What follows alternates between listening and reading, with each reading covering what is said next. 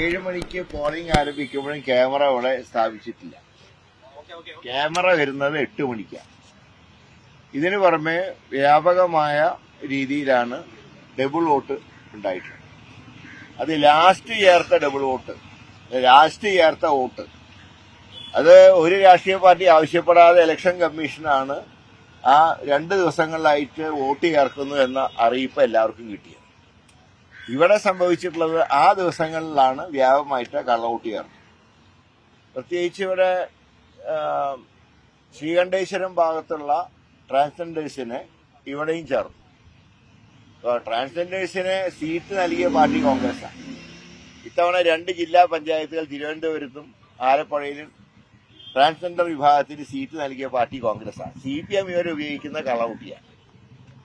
മാത്രമല്ല, ഇങ്ങനെ vote challenge ചെയ്തപ്പോൾ 10 വോട്ട് ചലഞ്ച് ചെയ്തപ്പോൾ ഈ 2 ബൂത്തിലെയും പ്രിസൈഡിംഗ് ഓഫീസർമാർ 10 ചലഞ്ച് ചെയ്ത് 11ാമത് എത്തിയപ്പോൾ പറഞ്ഞു ചലഞ്ച് ചെയ്യാതെ ഫോറം തീർന്നു പോയിരുന്നു.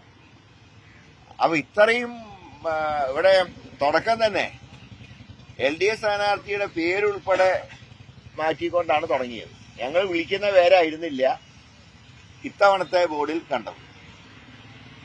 അത് മുതൽ ഇന്ന് വരെ ഈ വ്യാപകമായിട്ടുള്ള രീതിയിൽ വ്യാജന്മാരെയാണ് ഇറക്കിയിട്ടുള്ളത്. പക്ഷെ ഒരു കാര്യം ഞാൻ പറയാം, ഇവരെന്തൊക്കെ ചെയ്താലും ശരി, നിങ്ങളെ എത്ര കള്ളവോട്ടുകളെ ചെയ്താലും കള്ളവോട്ട് ചെയ്യാൻ നിങ്ങൾ കൊണ്ടുവന്ന ആൾക്കാർ എത്ര നിങ്ങൾക്ക് വേണ്ടി ചെയ്തു എന്നുള്ളത് ഡിസംബർ 13 അറിയാം. ഞങ്ങളുടെ വിജയത്തിന് ഇതൊന്നും ബാധിക്കില്ല. പക്ഷേ ഒരു മന്ത്രിയുടെ നേതൃത്വത്തിൽ ഇത്രയും ചീപ്പായിട്ടുള്ള കളി കളിക്കാൻ പാടില്ല. ഞങ്ങൾ ഇതുകൊണ്ടൊന്നും ഭയപ്പെടില്ല.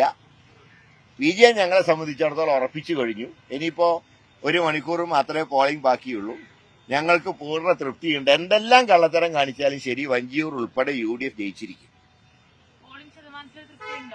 പോളിംഗ് ശതമാനം അല്പം കുറവാണെങ്കിലും നമ്മുടെ തിരുവനന്തപുരം നഗരത്തിന്റെ ഒരു സ്വഭാവം അത്രയധികം മറ്റു ജില്ലകളുടെ അത്ര എത്താറില്ല. പക്ഷെ ചില വാർഡുകളിലൊക്കെ ഇതുപോലെ നല്ല രീതിയിൽ പോളിംഗ് നടന്നിട്ടുണ്ട്. എന്നാലും പൊതുവെ നോക്കിയാൽ 2 കാര്യങ്ങളുണ്ട്. ഒന്ന്, ഈ വോട്ടുകൾ ചെതറി കിടക്കുക. പലർക്കും വോട്ട് കണ്ടുപിടിക്കാൻ തന്നെ പറയാം. ഇപ്പോ ഒരു വീട്ടിൽ തന്നെ 2 പോളിംഗ് സ്റ്റേഷൻ. കിണവൂർ വാർഡിന്റെ കുറെ വോട്ടുള്ളത് മുട്ടട വാർഡ്. ഇങ്ങനെ ആകെ ചെറിയ ഒരു കൺഫ്യൂഷൻ ധാരാളം ഉണ്ടായിരുന്നു. പിന്നെ കഴിഞ്ഞ തെരഞ്ഞെടുപ്പിൽ വോട്ട് ചെയ്തവർക്ക് ഇത്തവണ ചെന്ന് നോക്കുമ്പോൾ വോട്ടില്ല. കുറെ അഭ്യാസങ്ങൾ നടന്നിട്ടുണ്ട്. എങ്കിലും ഞാൻ പറയും, കുഴപ്പമില്ല, ഞങ്ങൾക്ക് നല്ല വിജയപ്രതീക്ഷയുണ്ട്. ഞാൻ കാലത്ത് പറഞ്ഞ സീറ്റിന്റെ നമ്പറിൽ ഒരു മാറ്റവുമില്ല.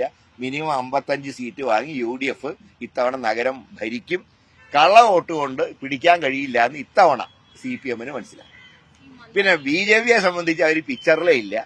ഇന്ന് ഒരു IPS ഉദ്യോഗസ്ഥ, റിട്ടയർ ചെയ്തൊരു ഉദ്യോഗസ്ഥ കാണിച്ച ചീപ്പായിട്ടുള്ള കളി. അവരിത്തവണ അവർ കൗൺസിലർ ആയാലല്ലേ മേയറാവുള്ളൂ. 60 സീറ്റ് കിട്ടുന്നൊക്കെ പറഞ്ഞ് ഫേസ്ബുക്കിൽ ഇട്ടിരിക്കുകയാണ്. ഒരു പക്ഷേ 0ന് വിലയില്ല എന്നവർ കണക്കാക്കി കാണും. 1/2 ഡസനായിരിക്കും അവർ ഉദ്ദേശിച്ച് കാണുക. അത് ചിലപ്പോൾ ഉണ്ടാവും. ഞങ്ങൾ പറയുന്നത് ഒരു ഡസൻ വരെ കിട്ടാം, അതിലപ്പുറം പോവില്ല.